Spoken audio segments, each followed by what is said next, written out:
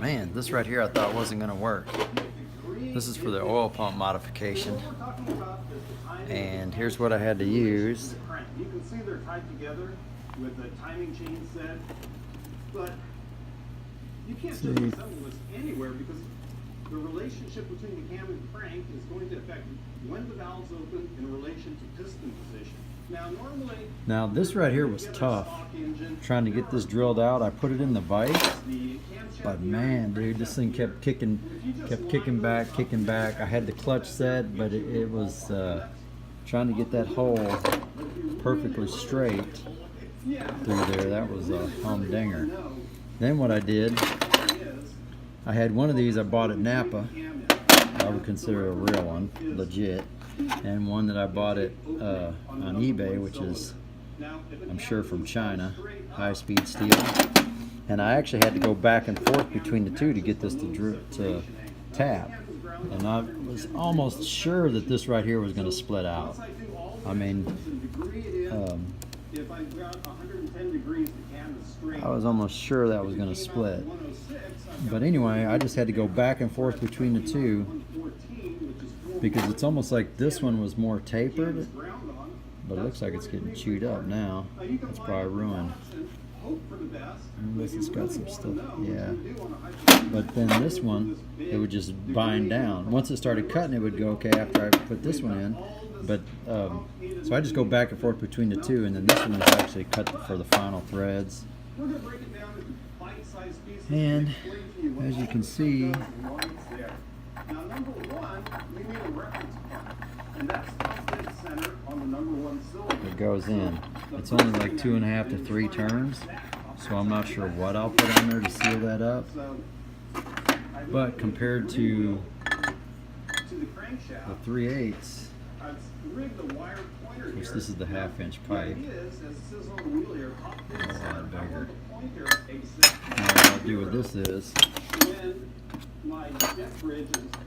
I'm just going to cut this off as it goes back up into there.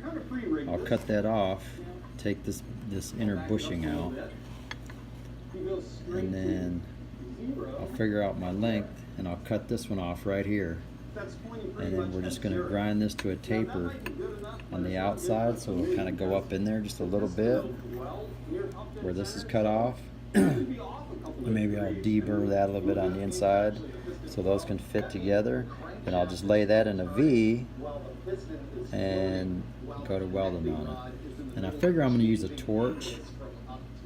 I'll probably use a torch on this because I just feel more comfortable with the flowing of the metal and controlling the heat better from the pipe to the tube. And so that way I'll be sure it's 100% sealed. And then my biggest concern then will be as far as alignment in the pan where the threads start to bottom out, and then making sure this is sealed, because I can't really go any deeper. I'm pretty much in there as far as I can go just to get 2.5 to 3 threads of the pipe in there, because this pipe is so coarse compared to this, you're just not going to get near as many turns. So I'm going to have to research some type of sealant to put on there. I'm going here and deburr this stuff a little bit. At least I got the flow. I mean, you got full flow going in.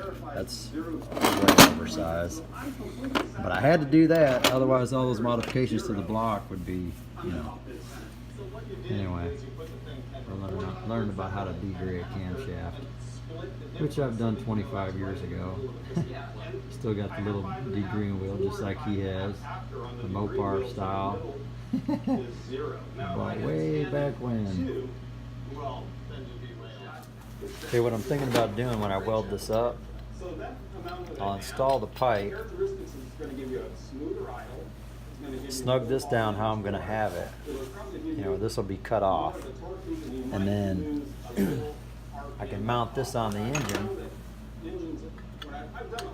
and that way I can mark on this tube. I'm going to put a mark on this tube where I need to weld it for the pickup to be in the right spot. Otherwise, it's just going to be a random. This thing could be like way over here when it's tight, and I could never get it to all the way back. So if I get this in position where I want it, and then have that cut off and this cut off, then I can just mark those, figure out where I want this to be, and weld it on there so when I go to put it back in, it falls right into position.